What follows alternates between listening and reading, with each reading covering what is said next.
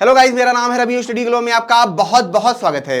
दोस्तों, आज हम बात करेंगे क्यूबसैट सैटेलाइट के बारे में। अगर आप यहां पे हेडलाइन देखेंगे, why has NASA launched a tiny satellite, ठीक है, फ्रॉम अर्थ टू पोल्स। किस चीज के लिए? हीट लॉस्ट के लिए। यानी कि जो क्यूबसैट सैटेलाइट है दोस्तों, ये नासा ने लॉन्च किया है। और दोस्तों, मैं आपको ये भी बता दूं कि नासा ने ऐसा नहीं है कि इस सैटेलाइट को पहली बार किया है और ऐसा नहीं है कि आगे नहीं करेगा। लेकिन आखिर ये क्यूबसैट सैटेलाइट होता क्या है और क्यों ये इतना छोटा है? कितना छोटा है? आपने बचपन में क्या, अभी भी जो काम करते हैं, जब टिफिन लेके जाते हैं, आपने देखा वो छोटा सा टिफिन होता है, उसमें रोटी होती है, सब्जी होती है, आहा, खा के मजा आ जाता है, होता है वैसा ही, बस वो क्यूब के फॉर्म में है। टिफिन गोला नहीं है, ठीक है, क्यूब है, ठीक है, उस तरीके से ये बना हुआ है, ठीक है। और इसका जो वेट है लगभग उसी 1 kg के आसपास ये है। लेकिन आप सोचेंगे कि जब भी सैटेलाइट लॉन्च की जाती है तो उसका जो वेट होता है ज़्यादातर 1000 kg में होता है, बस के बराबर होता है, कार के बराबर होता है, ठीक है, इतना वेट होता है। लेकिन यहाँ पे जो सैटेलाइट लॉन्च किया गया है इतना छोटा, आखिर किस पर्पज़ से लॉन्च किया गया है? तो सबसे पहली 2 चीज़ें मैं आपको बताता हूँ। पर्पज़ हम समझेंगे, आखिर किस पर्पज़ से लॉन्च किया उसको समझेंगे हम। लेकिन पहली चीज़ मैं आपको ये बताता हूँ दोस्तों कि जो क्यूब सैटेलाइट होते हैं ना, ये बहुत ज़्यादा इंपॉर्टेंट जो रोल होता है वो प्ले करते हैं। दूसरा, ये सस्ते होते हैं। तीसरा, इन्हें कंट्रोल करना आसान होता है, इन्हें मूव करना आसान होता है, इनको अपने हिसाब से चलाना आसान होता है। और चौथा, इनका खर्चा काफ़ी ज़्यादा कम होता है। मैं आपको समझाता हूँ कि ऐसे ही क्यूब सैटेलाइट जो होंगे आर्टेमिस मिशन के दौरान भी दोस्तों यहाँ पे लॉन्च किए जाएंगे, ठीक है। जब उसकी प्रैक्टिकल होगा, जब हम जब जाने लगेंगे, उस दौरान क्या होगा दोस्तों, बहुत सारे क्यूब्स ऐसे छोड़े जाएंगे, ठीक है। और उससे क्या होता है कि वो उसके अंदर एल्गाई डाल दिया जाता है, ठीक है। एल्गाई से क्या होता है दोस्तों कि जो रेडिएशन उस एल्गाई पे गिर रहे हैं, ठीक है, क्योंकि स्पेस में क्या होता है, हाई रेडिएशन, इंफ्रारेड, ये सब सारे अल्ट्रावायलेट रेडिएशन ये सब होते हैं, कॉस्मिक रेज भी सब आते हैं।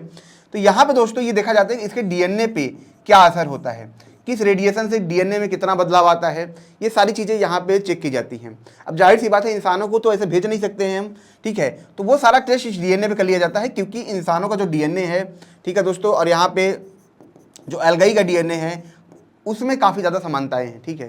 तो उससे हमें यहाँ पे काफ़ी ज़्यादा मदद मिलती है।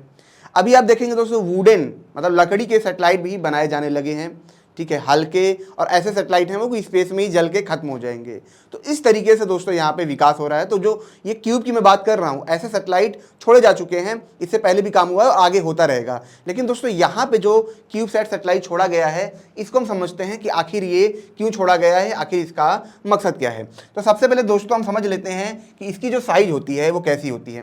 थोड़ा सा इसका आप देख लीजिए, ये इस टाइप का भी होता है दोस्तों, ठीक है। यहाँ पे अगर आप देखेंगे, ठीक है, कुछ बड़ा है, कुछ छोटा है, ठीक है, इस तरीके से भी है। तो बड़ा छोटा क्यों है, इसको भी थोड़ा सा हम समझ लेते हैं।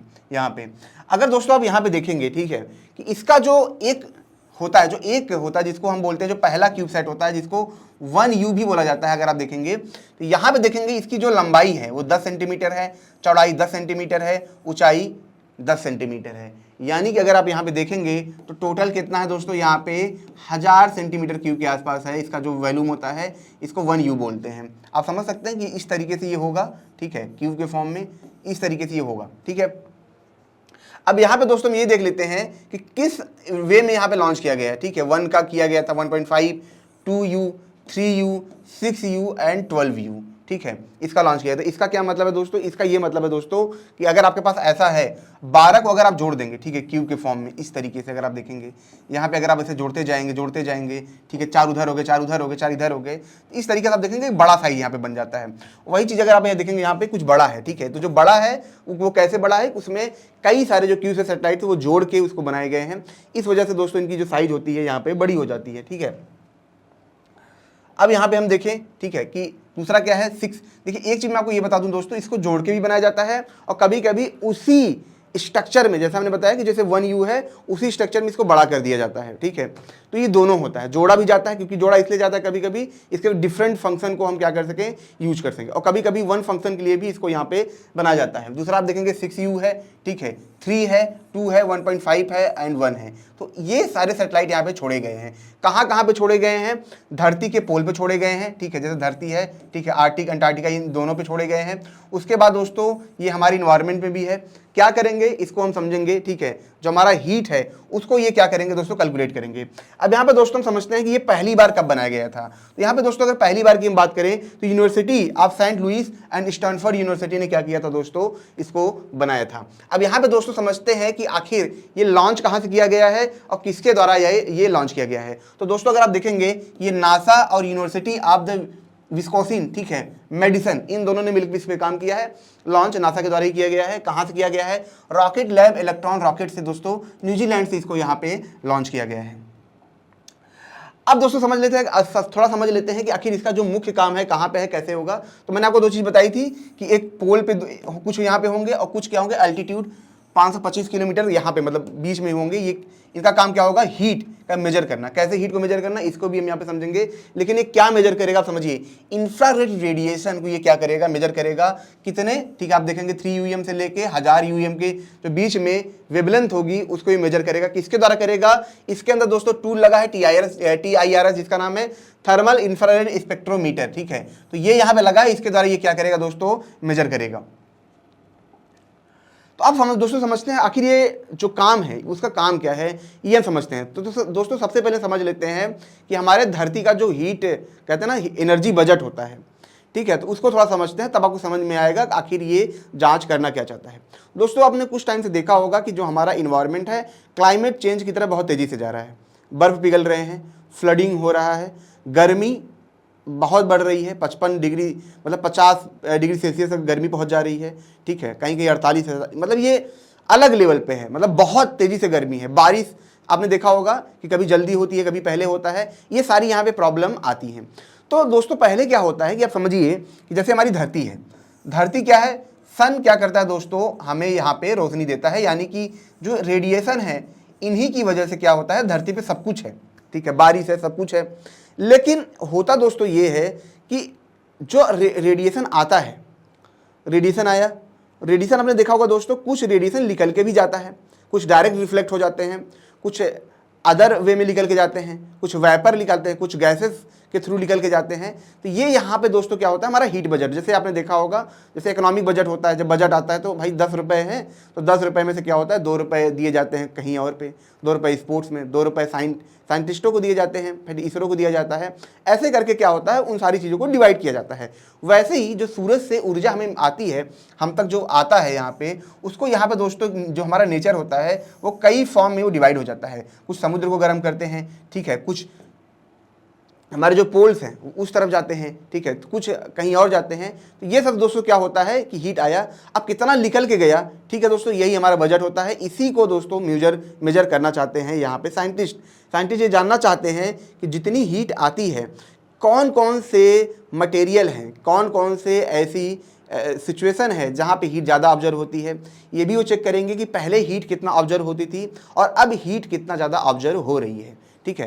तो अगर दोस्तों अगर यहाँ पे आप देखेंगे, ठीक है, सबसे पहले देख लेते हैं कि बादल जो होते हैं वो कितने ज़्यादा हीट को रिफ्लेक्ट करते हैं, कितना ऑब्जर्व करते हैं, पहले कितना करते थे दोस्तों, ये भी ये देखेंगे, ठीक है।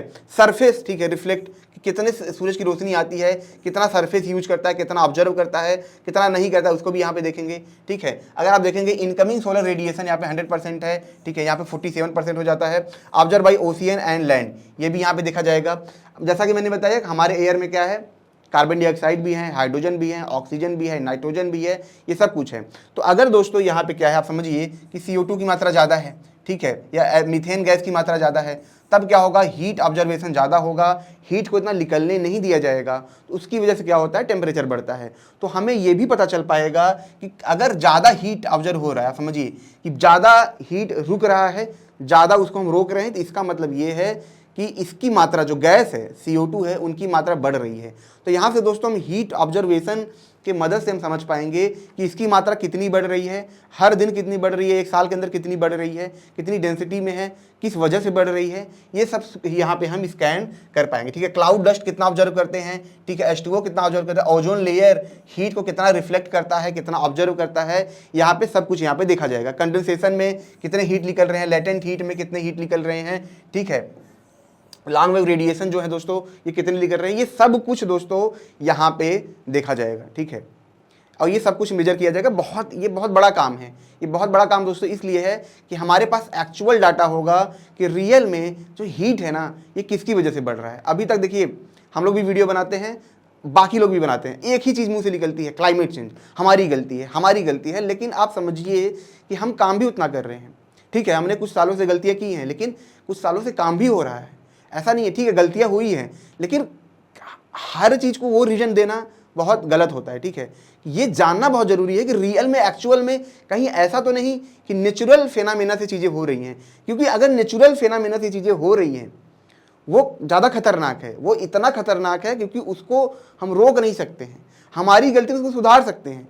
लेकिन अगर यहाँ पे ये डेटा निकल के आता है कि नेचुरली हो रहा है, सन के डिस्टेंस, सन के पास आने से, सन की बर्निंग ज़्यादा होने से ये हो रहा है, तब वो खतरनाक है और वो हम रोक नहीं सकते हैं। यही जो नासा के साइंटिस्ट हैं ये इसको चेक करना चाहते हैं कि भैया आखिर प्रॉब्लम हो कहाँ पे रही है, थोड़ा हम वो भी तो देखें, क्या रियल प्रॉब्लम है, क्या सच में इंसानों की गलती है। क्योंकि अगर हमें कॉज पता होगा, मतलब हमें रीजन पता होगा क्यों हो रहा है, तो उसको हम सही कर सकते हैं, उसका सोल्यूशन। जब हमें रीजन ही नहीं पता तो सोल्यूशन कहाँ से निकालेंगे, ये समझने की बात यहाँ पे है। अब दोस्तों यहाँ पे मैंने बात की थी ग्लेशियर के बारे में। ठीक है, अब मैंने एक बात की थी कि जो सैटेलाइट लॉन्च किए जाएंगे दोनों पोल्स पे यहाँ पे लॉन्च किए जाएंगे, ताकि वो क्या हो, इंफ्रारेड जो रेडिएशन है उनको वो क्या कर सके, मेजर कर सके, और वहाँ से निकलने वाले जो हीट हैं उनको वो मेजर कर सके। दोस्तों मैं आपको यहाँ पे समझाता हूँ एक चीज़ कि हमारी धरती पे जो हीट होता है, ठीक है, मैक्सिमम हीट, ठीक है, मैक्सिमम, ठीक है, 50% ज़्यादा जो हीट होता है, ज़्यादा होता है वो, ठीक है, मैक्सिमम जो ये पोल्स पे बर्फ होते हैं ना वो उनको सोख लेते हैं, यानी कि वो बैलेंस करते हैं। आप समझिए कि आपके घर में टेम्परेचर क्या है, बहुत ज़्यादा है। ठीक है, तो क्या होता है कि आप अपने आसपास क्या करते हैं, बहुत सारा पानी, जैसे जहाँ पानी ज़्यादा होता है आप देखेंगे वहाँ पे ऑटोमेटिक मौसम ठंडा होता है, नेचुरली वहाँ पे ठंडा होता है। या बर्फ़ अगर बहुत ज़्यादा रख देंगे आसपास तो ऑटोमेटिक टेम्परेचर आपका क्या होगा, कंट्रोल हो जाएगा। तो यहाँ पे जो बर्फ़ का रोल है दोस्तों, जो ग्लेशियर का रोल है वो बहुत बड़ा होता है, ये बहुत तेज़ी से सोखते हैं। लेकिन दोस्तों यहाँ पे कुछ सालों से देखा गया है, आप देखेंगे बहुत बड़े बड़े जो ग्लेशियर हैं वो टूट रहे हैं। यहाँ तक कि कुछ ऐसे देश हैं जहाँ से पूरे के पूरे ग्लेशियर ही खत्म हो गए। अब ग्लेशियर खत्म होना वो ठीक है, ग्लेशियर का टूटना ठीक है, लेकिन आपने एक चीज़ देखा होगा, जो रिपोर्ट निकल के आई थी, जो ग्लेशियर है, मान लीजिए अगर ग्लेशियर की थिनिंग 10 मीटर है, एग्जाम्पल के तौर पे समझते हैं, तो कुछ सालों में ये देखा गया है कि जो इसकी लेयरिंग है वो कितना हो गया है, आधा हो गया है, मतलब 5 मीटर हो गया है। इस लेवल से यहाँ पे दोस्तों क्या हो रहा है कि जो ग्लेशियर है उनका जो थिनिंग हम कहते हैं ना, जो थिनिंग रेट है वो बहुत तेज़ी से यहाँ पे घट रहा है और कई जगह ग्लेशियर खत्म हो चुके हैं। तो ये वैज्ञानिक जानना चाहते हैं कि जो रेडिएशन वहाँ पे जा रहे हैं कितना ज़्यादा हमें रिफ्लेक्टेड हीट हमें वापस मिल रहा है, कितना वो सोख रहे हैं। ठीक है, इससे हमें ये भी पता चलेगा कि इन ग्लेशियर के पिघलने की वजह से कितने ज़्यादा हीट बढ़े हैं। आप समझ रहे हैं, ये चीज़ हमें यहाँ पे पता चलेगी। और इसीलिए आप देखेंगे जो क्यूबसैट है यहाँ पे लगाए गए हैं, जो मैंने आपको बताया था 3 UM से लेके 1000 UM के बीच में जो रेडिएशन होंगे उसको ये क्या करेंगे, कैप्चर करेंगे। वो इसीलिए करेंगे, वो देखेंगे कि यहाँ से पहले कितना टेम्परेचर हमें मिल रहा था और अब हमें कितना मिलता है। ये दोस्तों यहाँ पे ये जानना चाहेंगे। ठीक है, अब दोस्तों यहाँ पे अगर हम देखें, ठीक है, जैसा मैंने बताया था infrared, visible light, ultraviolet rays, ये कॉम्बिनेशन के वे में ये लेंगे। ठीक है, कि ये इकट्ठा कितना जाता है, इकट्ठा कितना निकल के आता है, इनके रेडिएशन वेवलेंथ में क्या डिफरेंस है। पहले जो वेवलेंथ गई थी वो वहाँ से टकराई, कोई भी लाइट जब किसी चीज़ से टकराती है आपने देखा होगा अपनी एनर्जी लॉस करती है, तो वो जो लाइट वहाँ पे जा रही है उसे टकरा रही है और टकराने के बाद कितनी वेवलेंथ में वापस आ रही है, ये भी डेटा हमारे पास नहीं था अभी तक। तो ये सारा डेटा हमें वहाँ से मिलेगा कि अगर एक रेडियस, आप समझिए कैलकुलेट कैसे होता है, मैं आपको सिंपल समझाता हूँ। ये हमारी धरती है, यहाँ पे क्या है दोस्तों, बहुत सारे एयर हैं। एयर का हमने क्या निकाल लिया, एरिया निकाल लिया। अब आप समझिए कि लाइट यहाँ से टकराती है, ठीक है, उसका वेवलेंथ मान लीजिए कुछ है, ठीक है, मान लीजिए 3 UM में कुछ है। जब ये टकरा के वापस जाएगी तो इसका वेवलेंथ क्या होगा, बढ़ जाएगा। ठीक है, तो बढ़ने से मतलब होता है दोस्तों हम कैलकुलेट कर सकते हैं इसकी एनर्जी कितनी थी, पहले कितनी थी और अब कितनी है। देखिए वेवलेंथ बढ़ने से क्या होगा, एनर्जी घटती है, सॉरी। ठीक है, तो यहाँ पे हम ये समझ सकते हैं कि कितनी एनर्जी इसकी घटी है। तो ये भी हमारे पास डाटा होगा कि जो रेडिएशन जाते हैं वो कितना टकरा के कितनी, मतलब कितना एनर्जी वो धरती को दे रहे हैं, ये सब कुछ हमारे पास होगा। और इससे यही होगा कि हमें एक रीजन पता चलेगा कि रियल में हम जो प्रॉब्लम आ रही है वो किस वजह से आ रही है। अभी दोस्तों आपने देखा होगा जो निसार सैटेलाइट है वो इसीलिए लॉन्च किया जा रहा है ताकि जो भूकंप है उससे हम बच सकें। बहुत बड़ी बड़ी आपदा आ चुकी है, इसलिए उसको सॉल्व करने के लिए ये सब सारी चीज़ें की जा रही हैं। तो यहाँ भी अब अगर दोस्तों आप देखेंगे ये भी अपने आप में बहुत बड़ा स्टेप है। और खास करके जो छोटे सैटेलाइट है ना, जो क्यूब के फॉर्म में है, ये आगे चल के कमाल करने वाले, कमाल मतलब करने वाले हैं। और सिर्फ उसी फील्ड में नहीं, इंटरनेट की फील्ड में बहुत सारी जगह ये कमाल करेंगे और सस्ते होंगे। ठीक है, आपने देखा होगा इंडिया में बहुत सारे ऐसी स्पेस एजेंसियां हैं जो छोटे पेलोड को लॉन्च करने के लिए अपना पूरा सिस्टम तैयार कर रही हैं।